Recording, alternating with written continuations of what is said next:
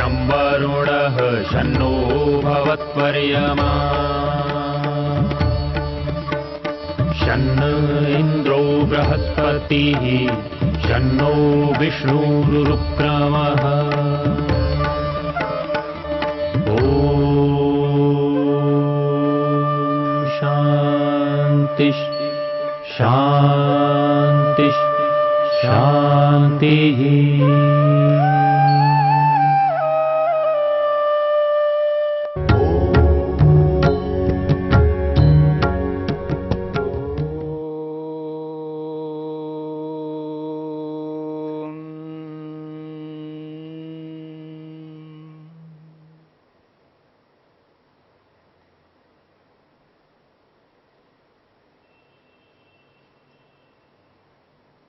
अभ्यास के माध्यम से मन की वृत्तियों को रोकने की बात चल रही है। मन को रोकना है, मन को रोक करके ईश्वर में एकाग्र करना है।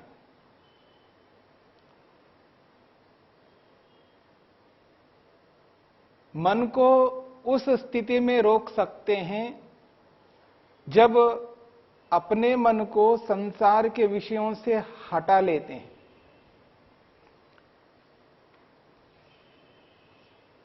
संसार के विषयों के प्रति जब मन को लगाया जाता है तो ईश्वर के प्रति मन एकाग्र नहीं हो पाता है। इसलिए कहा जा रहा है, यदि अपने मन को ईश्वर में एकाग्र करना चाहते हैं, मन को ईश्वर में एकाग्र करके ईश्वर का साक्षात्कार करना चाहते हैं, ऐसी स्थिति के लिए मन को समस्त विषयों से हटाना है। मन के माध्यम से जिन विषयों को विषय बना करके जो वृत्ति बनती है मन में जो विचार चलते हैं, उन समस्त विचारों को, वृत्तियों को बिल्कुल रोकना है। वृत्तियों को रोकना संसार में सर्वाधिक कठिन कार्य है और सर्वोत्तम कार्य है। इससे बढ़कर और कोई काम नहीं है। और यह सरल भी नहीं है, परंतु अभ्यास के माध्यम से इस कार्य को संपन्न कर सकते हैं। इसलिए महर्षि पतंजलि ने कहा है, अभ्यास के माध्यम से वृत्तियों को रोक सकते हैं। और अभ्यास भी किस प्रकार का अभ्यास हो? दीर्घ काल, लंबे काल तक अभ्यास करना होगा। नैरंतर्य, लगातार अभ्यास करना होगा। अभ्यास को बीच में रोक नहीं सकते। निरंतर अभ्यास करते हुए आगे बढ़ना है। और उस अभ्यास के साथ में एक और विशेषण दिया है, सत्कार पूर्वक। लंबे काल तक निरंतर और सत्कार पूर्वक। और सत्कार के जो अर्थ किए हैं महर्षि वेदव्यास ने, एक अर्थ किया है तपसा, तप पूर्वक। ब्रह्मचर्येन, ब्रह्मचर्य पूर्वक, संयम पूर्वक रज और वीर की रक्षा करते हुए अभ्यास करना है। और तीसरी बात कही है सत्कार का, विद्यापूर्वक, विद्या।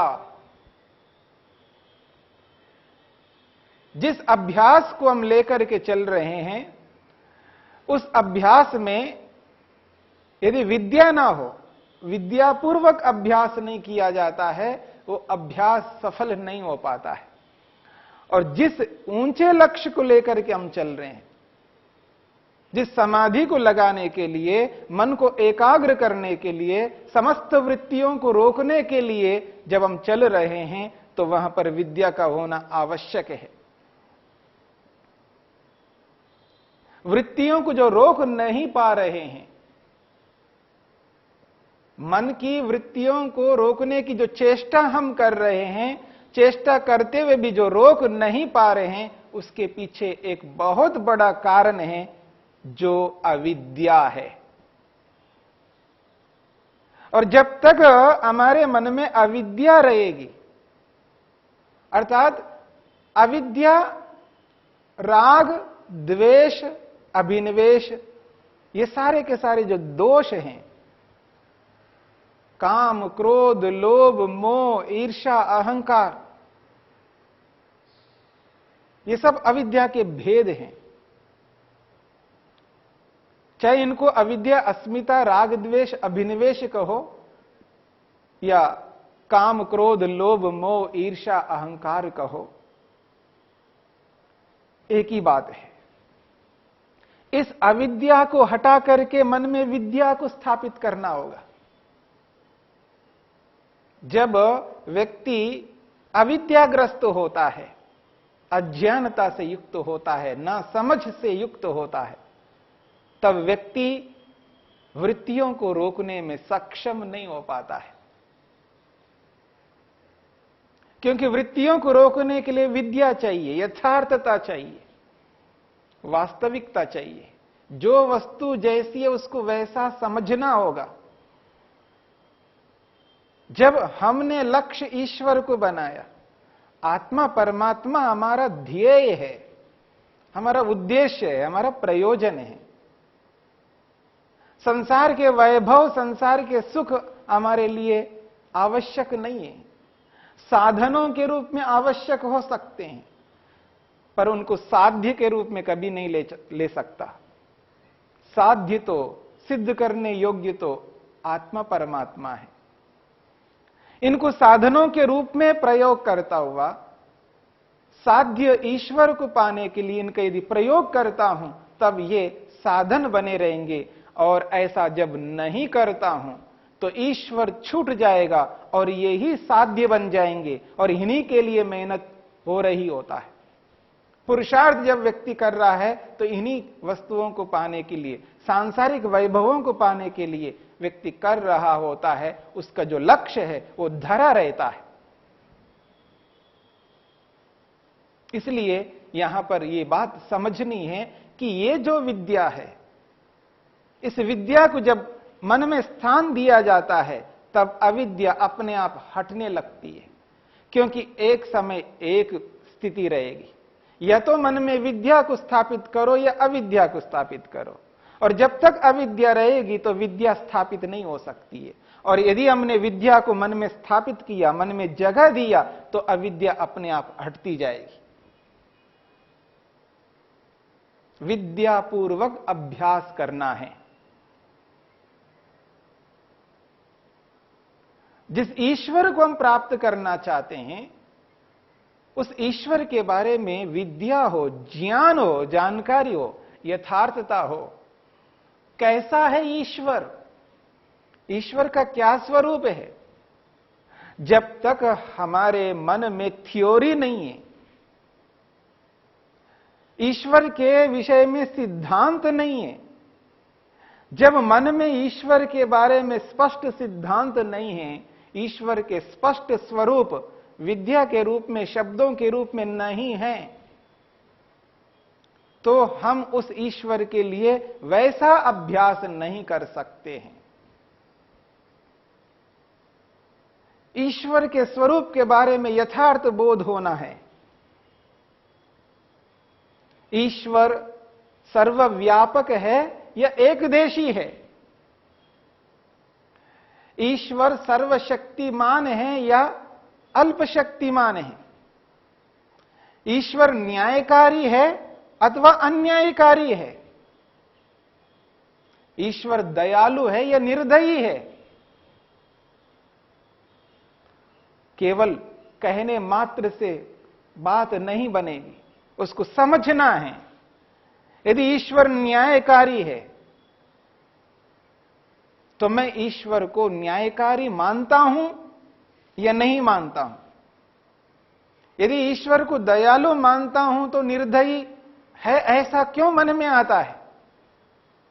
इसलिए सिद्धांत को स्पष्ट करना पड़ेगा।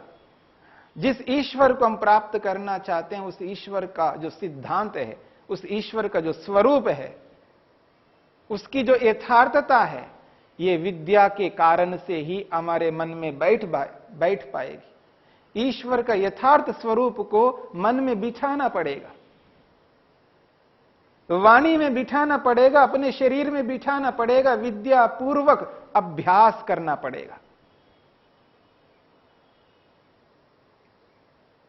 जब व्यक्ति के पास विद्या होती है, वस्तुओं के बारे में जानने की जो स्थिति है, वस्तु के जो यथार्थ स्वरूप है, वो विद्यापूर्वक होगी, तो जब विद्या सामने है तो ईश्वर का स्वरूप भी सामने रहेगा। और जैसे ईश्वर के स्वरूप को समझने में विद्या का हम प्रयोग करते हैं, वैसे ही स्वयं को समझने के लिए भी विद्या का प्रयोग करेंगे। क्योंकि मैं का स्वरूप तो जानूं, मैं कैसा हूं, मैं क्या हूं, मुझ में क्या है, मुझ में क्या नहीं है, मैं अपने यथार्थ स्वरूप को भी तो पहचानूं। मैं चेतन हूं या जड़ हूं, मुझ में क्या कमी है, जिस कमी को दूर करने के लिए मैं ईश्वर के शरण में जाना चाहता हूं। मुझ में ऐसा क्या नहीं है जो ईश्वर में है। इसका बोध तो करना पड़ेगा, इसका ज्ञान हो। जब मेरे बारे में, स्वयं के बारे में जानकारी होती है, स्वयं को मैं यथार्थ रूप में समझने लगता हूं, और मेरे में क्या है और क्या नहीं है इसका स्पष्ट बोध मेरे को होता है, तब मैं उस स्थिति में पहुंचता हूं जो विद्या के माध्यम से मैं उसको वहां पहुंचना चाहता हूं। वो विद्या मेरे को उस स्थिति तक पहुंचाने वाली है। मुझ में इच्छा है, प्रयत्न है, सुख को प्राप्त करने का सामर्थ्य है, दुख को दूर करने का सामर्थ्य है, परंतु मुझ में सुख है या नहीं है। मैं जिस सुख के लिए मेहनत कर रहा हूं, जिस सुख को प्राप्त करना चाहता हूं, वो सुख मुझ में है या नहीं है। यदि है तो मैं प्रवृत्त नहीं हो सकता, क्योंकि मुझ में ही है। तो ईश्वरीय सुख के लिए मैं मेहनत इसलिए कर रहा हूं, मुझ में वो सुख नहीं है। सुख मुझ आत्मा का कोई स्वभाव नहीं है। और एक बात, जिस दुख को दूर करना मैं चाहता हूं, वो दुख मुझ आत्मा का कोई स्वभाव नहीं है। दुख आता है, इसलिए दुख जाएगा। सुख आता है क्योंकि सुख नहीं है। तो जिस ईश्वरीय सुख को प्राप्त करने के लिए मैं मेहनत करना चाहता हूं, जिस दुख को दूर करना चाहता हूं, दुख का स्वरूप को समझना होगा, सुख के स्वरूप को समझना होगा। सुख, उसको प्राप्त करने के कारणों को समझना होगा। दुख, उस दुख को दूर करने के कारणों को समझना होगा। ये सारी बातें विद्या से ही जानी जाएंगी, क्योंकि विद्या को नजरअंदाज नहीं कर सकते। अनजान होकर, अनपढ़ होकर हम अपने लक्ष्य को पूरा नहीं कर सकते। ये बहुत बड़ा लक्ष्य है हमारा, इससे बड़ा लक्ष्य दुनिया में और नहीं हो सकता। इसलिए इस बात को समझने का प्रयत्न करना है। विद्यापूर्वक ही अभ्यास करते हुए हम अपनी वृत्तियों को रोक सकते हैं, और वृत्तियों को रोकने पर ही मन एकाग्र हो सकता है। आसानी से वृत्तियों को रोक नहीं पाएंगे, इसलिए वृत्तियों को रोकने के लिए विद्या चाहिए। जिस अभ्यास को लेकर के चल रहे हैं, उस अभ्यास को लंबे काल तक हमको करना है, और उस अभ्यास को निरंतरता से करते जाना है। उस निरंतरता के साथ में जब हम चलते हैं तो नाना प्रकार की जो समस्याएं आ रही होती हैं, उन समस्याओं का समाधान करने के लिए तप करना पड़ता है। घोर तप करते हुए अभ्यास करना है, और उस अभ्यास को संयम पूर्वक करना है, ब्रह्मचर्य पूर्वक करना है। अपने आप पर नियंत्रण रखते हुए अभ्यास करना है। और इस तरह अभ्यास करते हुए जब हम चलेंगे तो उस अभ्यास के साथ विद्या को कैसे नजरअंदाज कर सकते हैं? बिना विद्या की ये सारी स्थितियां कैसे बन सकती हैं? इसलिए विद्या होनी चाहिए। और विद्या आत्मा से संबंधित विद्या, परमात्मा से संबंधित विद्या, अपने शरीर से संबंधित विद्या, संसार की जिन वस्तुओं के साथ हम लगातार जुड़े रहते हैं, जिन वस्तुओं के बिना हम जी नहीं सकते हैं, उन वस्तुओं से संबंधित विद्या। विद्या तो अनेक प्रकार की है। और अपने लक्ष्य के लिए जो जो साधन बन रहे हैं, उन साधनों को साधन समझने की विद्या। और जो साधक होकर के मैं मेहनत कर रहा हूं, साधक को समझने की विद्या, आत्मा को समझने की विद्या, जिस ईश्वर को प्राप्त करने के लिए मैं अभ्यास कर रहा हूं, उस ईश्वर संबंधी विद्या। विद्या को साथ लेकर के चलना। ये जो विद्या है, ये विद्या व्यक्ति को वहां तक पहुंचाती है जहां तक वो पहुंचना चाहता है।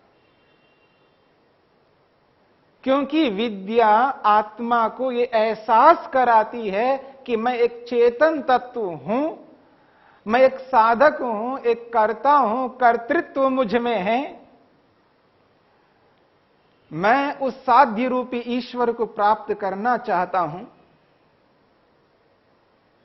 जिस साधक को साधकत्व का बोध कराने वाली जो विद्या है, और साधक होकर के जिन साधनों को लेकर के मैं आगे बढ़ रहा हूं, उन साधनों को साधनों के रूप में बोध कराने वाली जो विद्या है, साधक होकर के जिन साधनों को साथ में लेकर के जिस साध्य ईश्वर को प्राप्त करना चाहता हूं, उस साध्य को बताने वाली जो विद्या है, उस विद्या को मैं नजरअंदाज कैसे कर सकता हूं? उस विद्या को तो पाना है मेरे को। इसलिए विद्या दुखों को दूर करने वाली होती है। विद्या वो होती है जो दुख को छुड़ाने वाली होती है। और जिस विद्या को मैं साथ लेकर के चल रहा हूं, तो मेरा अभ्यास अपूर्ण कैसे हो सकता है? अपूर्ण नहीं हो सकती। अभ्यास कभी अपूर्ण नहीं हो सकता, क्योंकि मेरे साथ विद्या जुड़ी हुई है। मैं विद्या पूर्वक अभ्यास कर रहा हूं, यह सतत व्यक्ति को एहसास रहता है। इसलिए महर्षि पतंजलि ने कहा, अभ्यास को अभ्यास के रूप में करना है। दीर्घ काल तक करते हुए निरंतरता लानी है उस अभ्यास में। और निरंतरता के साथ साथ हमें उस अभ्यास में तप लाना है। तप के साथ साथ ब्रह्मचर्य संयम को लाना है। और तप और ब्रह्मचर्य के साथ में विद्या को लाना है। और विद्या के साथ निरंतर अभ्यास करते जाना है।